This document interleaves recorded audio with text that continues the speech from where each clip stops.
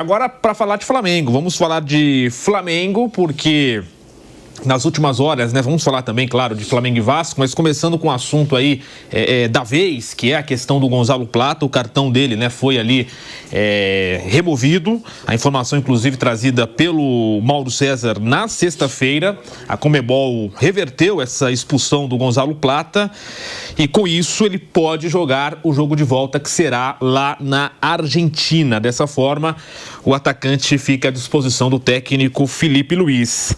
Agora, Mauro, até eu li você ainda hoje, né, escrevendo sobre isso, porque a imprensa argentina está cogitando ali que o Estudiantes pode reclamar, né? Bem, imprensa argentina. Alguns jornalistas de La Plata estão postando coisa em rede social, acho que também nos veículos deles, sobre o Estudiantes recorrer, porque o que aconteceu? O Flamengo recebeu, eu tenho até o horário aqui, ó, do e-mail.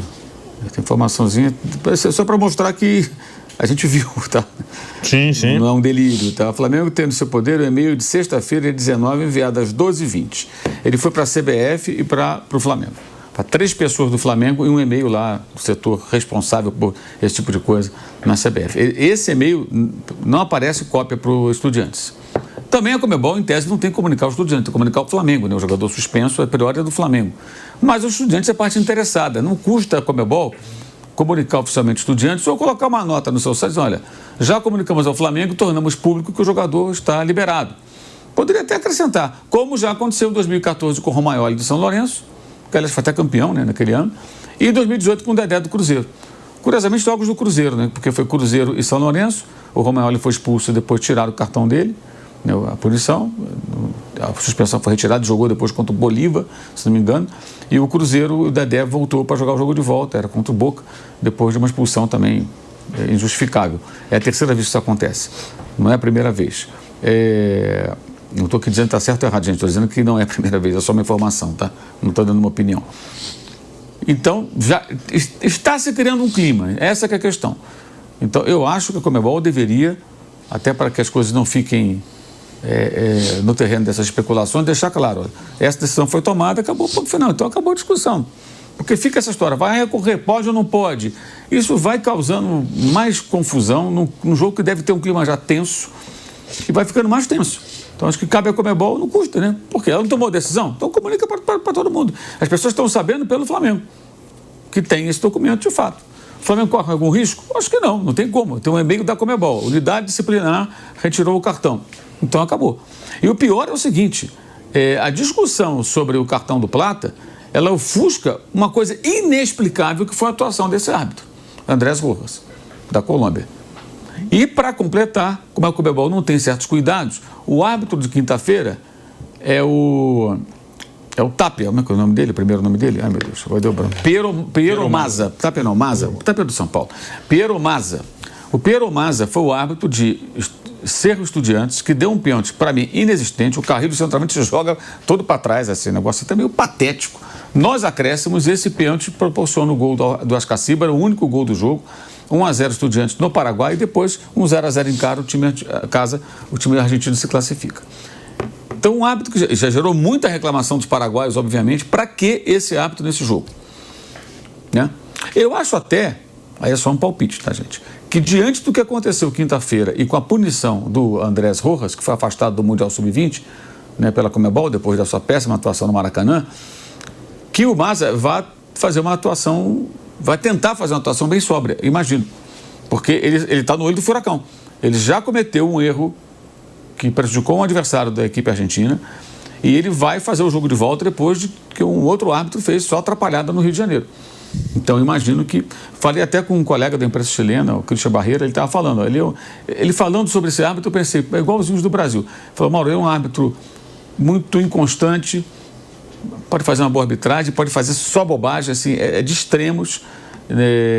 Não é um árbitro regular que consegue fazer seguidas boas partidas, que você possa confiar que ele vai trabalhar bem.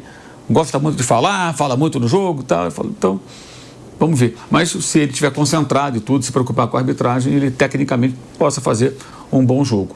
Mas é um jogo que vai ser um jogo cercado de muita expectativa, muita tensão, muita provocação, né? E alguns coleguinhas lá já estão soltando essas notas, não, porque vai recorrer, não sei o quê, não tem muito o que fazer. A decisão foi tomada, né? E o jogador eventualmente vai atuar. Né? O pior é tentar, tenta-se até colocar como se o Estudiantes fosse vítima. O Estudiantes podia estar tomando 3-0 na hora que houve a expulsão do Plata, e antes houve um pênalti, e de um pênalti contra, de repente ele teve um homem a mais. E com um homem a mais ele consegue buscar o seu gol, diminuindo a desvantagem. Né? Tem também nesse contexto uma atuação muito aquém do Flamengo, que poderia ter feito 3-4 no primeiro tempo, foi pedante em algumas jogadas, especialmente o Pedro, perdeu um gol feito e depois dando um toquinho de letra no segundo tempo. Para que aquilo? Qual o sentido daquilo? Eu não consigo entender. Acho que tem que ter seriedade, e para mim isso é uma tentativa de esnobar o adversário. Quando você não... sei lá, esnobar o adversário, sei lá, tem alguém te provocando, tomou uma porrada, o cara tirou um sarro, está 4-0, até pode ser. Mas está 2-0, irmão. 2-0 não resolve nada. Com muito jogo pela frente na ida, e tem a volta.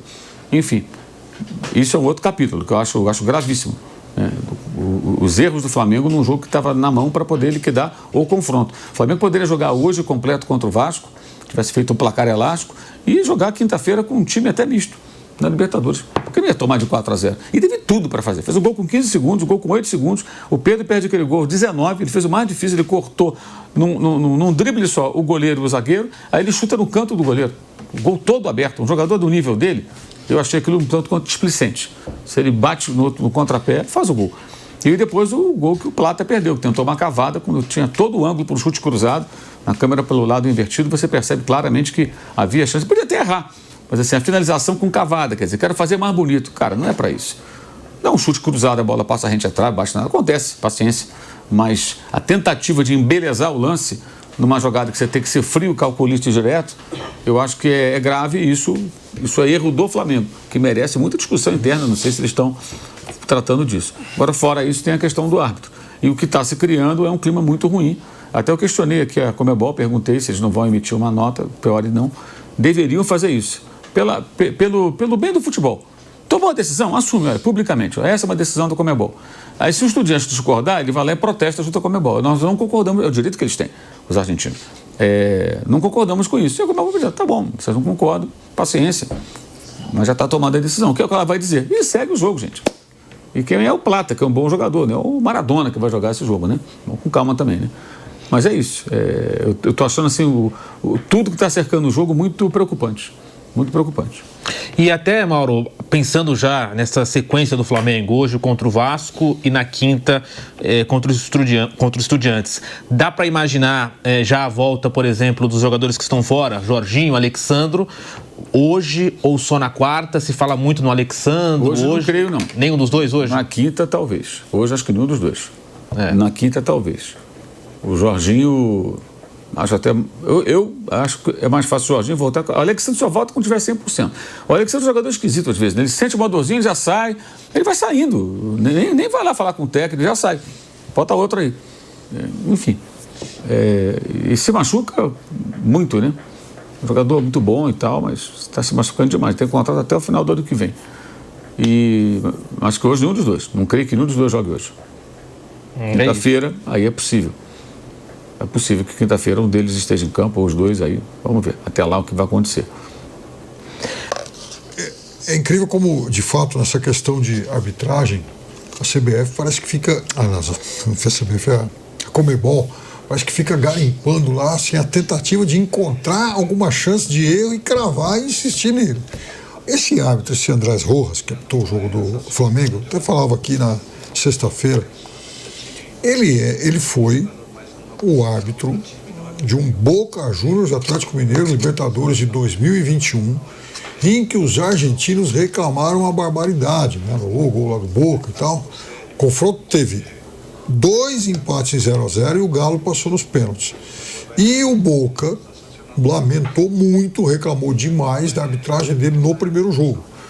Tanto que esse árbitro foi depois suspenso pela Conmebol. Eu até achei um link lá da época, né, sobre o comunicado da suspensão dele. Quer dizer, a Conmebol reconheceu que ele foi tão mal, mas tão mal, que suspendeu o cara.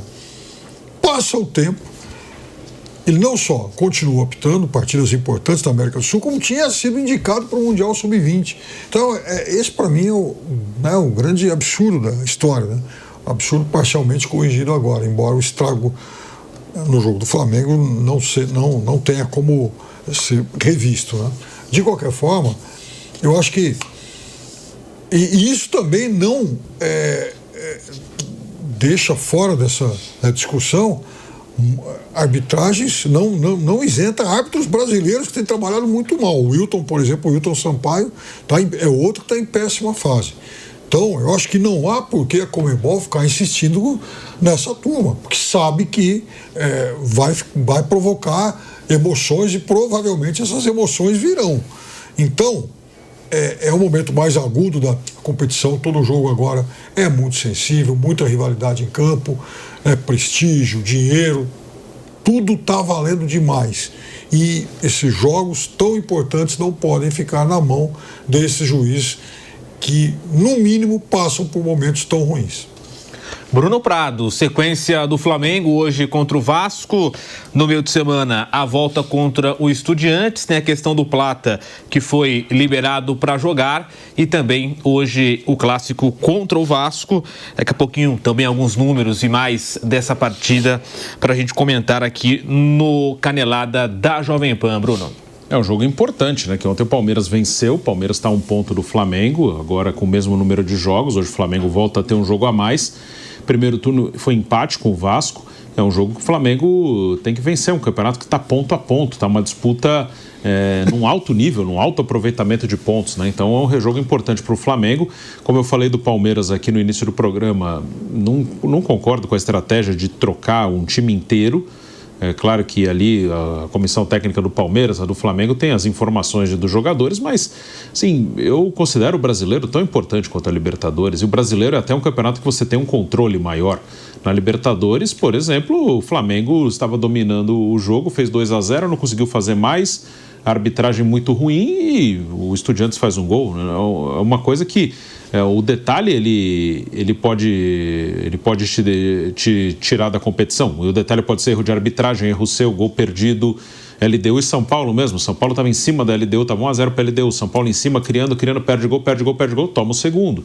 São Paulo jogou melhor em Medellín do que em Quito. Saiu de 0-0 em Medellín, que o adversário perdeu 2 pênaltis, saiu com 2-0 contra em Quito.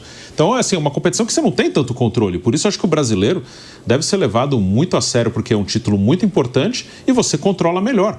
Claro, você tem um adversário muito forte que está disputando com você, mas você tem um controle melhor em relação ao que você pode fazer na competição. Por isso, o Flamengo tem um elenco forte, não imagino que vá jogar com os mesmos 11. O Felipe Luiz raramente joga com os mesmos 11, ele naturalmente faz trocas, mas eu imagino um Flamengo com um time forte. Não acho que vai trocar os 11. Acho que ele vai ter uma estratégia diferente do que o Palmeiras teve ontem, porque até aqui no Brasileiro ele tem feito isso. Dificilmente a gente vê o Flamengo com o time inteiro reserva no Brasileiro. O Flamengo está levando o Brasileiro a sério depois de alguns anos. Eu acabei de receber aqui uma resposta da Conmebol, reforçando que o procedimento da entidade numa situação como essa, comunicar ao clube em questão. No caso, o Plata, jogador do Flamengo, então avisa ao Plata. Retirada a punição, ele tem condições de jogo para a volta. Isso está bem claro no e-mail. Isso eu posso assegurar. No e-mail está bem claro. Mas não comunica ao outro clube. Eu até contra-argumentei aqui a pessoa da Conmebol com a qual troquei mensagem, que não seria, no caso específico, como diriam os antigos, de bom alvitre, que a dona Conmebol colocasse isso para o conhecimento público para evitar especulações. Ou pelo menos aos estudiantes. Estudiante, está aqui, o jogador está autorizado a jogar, nós tomamos essa decisão e tal. Que aí o estudiante, pelo menos, ele pode transmitir, se agir de forma correta, acho que eu faria, claro, transmitir para os jornalistas argentinos a informação. Também fomos comunicados, o jogador tem condição. Porque o que acontece? Isso começa a virar, e já está virando, um fiapo para você começar a criar mais polêmica. Está favorecendo. Conspiração. Exato. Quer compensar, alega que o árbitro errou e agora querem compensar, tirou o jogador. Isso vai gerando, gente, oba-oba, fake news. Tem na Argentina, tem em qualquer lugar do mundo. Então começa esse tipo de coisa, isso inflama a torcida. Para quê? Para criar um clima de animosidade? Eu, sinceramente, não entendo. Eu acho que seria mais razoável. Entendo que a entidade tenha seus procedimentos, mas há situações em que, de repente, pedem, acho que essa é uma delas, uma decisão mais específica, que talvez até possa servir de referência para decisões futuras, porque é uma decisão polêmica, óbvio que é. Você está cancelando um cartão vermelho de um jogador. O cartão foi expulso, foi absurdo, foi, mas muitas expulsões bizarras acontecem. Na realidade, o que me parece, é só uma opinião, é que a Conmebol, percebendo que o árbitro foi um desastre, ela tenta minimizar a coisa tirando esse cartão. Como foi o caso do Dedé, como foi o caso lá do Romagnoli, lá no passado, há 11 anos. Ou seja, não, vamos tirar o cartão que pelo menos a gente minimiza um pouco o prejuízo que um time tomou. E ela puniu o árbitro, né? Quer dizer, o que houve com o árbitro, para ele atuar tão mal, até muita gente acusa a Conmebol não quer brasileiro. A Conmebol tirou o cara, afastou o cara do Mundial Sub-20. Quer dizer, por que ele teve essa situação? Não sei. Alguém consegue responder? Eu não sei porque ele teve essa situação. Eu gostaria de entender como é que um árbitro consegue fazer uma atuação tão ruim. Como a famosa atuação da Marília, em 2013, é lembrada até hoje, aqui no Brasil, aqui em São Paulo, especialmente pelos corintianos. Que foi também uma bizarrice. O que levou o árbitro a atuar? Eu não sei, alguém sabe? Eu não sei, eu queria entender. Por que o cara faz aquilo? Como é que um árbitro que é um profissional, né? Todos eles são profissionais, recebem dinheiro para trabalhar como árbitros. Como faz uma atuação daquela? O que acontece? Tem várias atuações que eu não consigo entender. Aquelas da Copa de 2002, aquele equatoriano, lembra? O que o levou a fazer aquilo tudo? Por que ele atua daquele jeito? Não sei, eu queria entender. Existem atuações que a gente fica tentando entender o que é. Sério, o que acontece? Né? E tem um detalhe também na arbitragem hoje em dia que é muito delicado, árbitros em geral. Um comportamento inadequado do jogador hoje desperta suspeitas por conta de aposta. O jogador pode ser investigado. O árbitro também tem que estar atento a isso também. Por uma série de qualquer árbitro. Uma conduta estranha desperta. No caso do Bruno Henrique, está aí, de outros jogadores, né? Por conta desse tipo de coisa. Mas, enfim, eu entendo o padrão lá, a Conmebol tem o seu padrão de comunicar o clube, é o quê? Mas acho que, nesse caso, seria razoável tornar de conhecimento geral para a sua decisão em caráter oficial, para evitar a especulação, porque isso está sendo alimentado. Não direi pela imprensa da Argentina, mas por alguns jornalistas e até influencers, que lá também tem, todo lugar tem. Lá em La Plata, os caras que são dos Estudiantes, perfis ligados ao clube, já tem gente postando coisa que a torcida do Flamengo quer fazer e acontece. Não quer fazer nada, ninguém falou nada disso, pelo amor de Deus.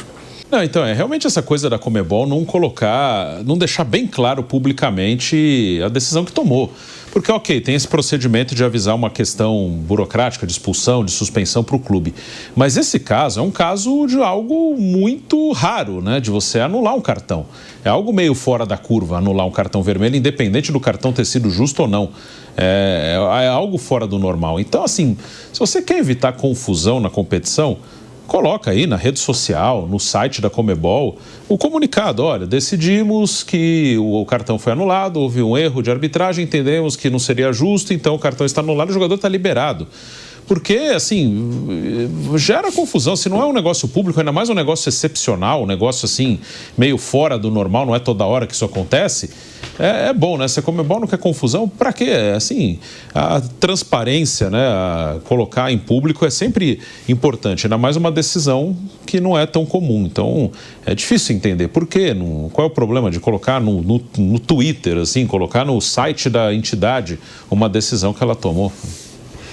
É isso, né, Piperno? Fica essa, digamos, desconfiança, mas como o Mauro citou, o Flamengo tem esse e-mail que foi enviado, né, ao Flamengo e à CBF, e depois o que fica a preocupação, alguns torcedores, né, do Flamengo, mas pelo que o Mauro falou, isso é difícil de acontecer, depois da partida encerrada, caso se confirme a classificação do Flamengo, do Estudiantes tentar brigar para anular a partida com o Plata jogando. Acho que isso é difícil, porque o Flamengo tem ali o e-mail, a prova de que a Conmebol, que é quem dá esse aval, liberou o jogador.